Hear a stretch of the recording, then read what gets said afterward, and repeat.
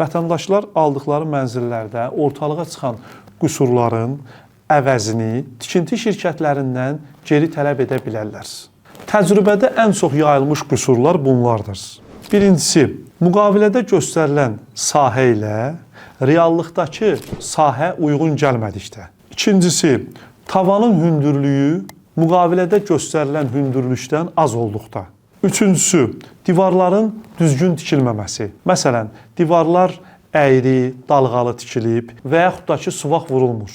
Səs və ya istilik izolyasiyasının olmaması. Məsələn, mənzildə qonşuların səsi eşidilir və yaxud da mənzil elə inşa olunmuşdur ki, mənzilə soyuq keçə bilir. Beşincisi, istilik sistemi ilə bağlı problemlər.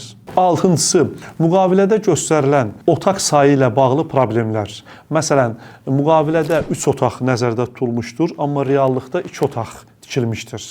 Və ya digər qüsurlar. Bu qüsurları aradan qaldırmaq mümkün olmadıqda dəymiş ziyanın əvəzini almaq üçün vətəndaşlar tikinti şirkətlərinə qarşı iddia qaldıra bilərlər. Lakin bunun üçün müqavilədə keyfiyyət şərtləri dəqiq göstərilməlidir. Məsələn, tavanın hündürlüyü ilə bağlı bizə dəymiş ziyanın əvəzini almaq üçün müqavilədə tavanın hündürlüyü dəqiq göstərilməlidir.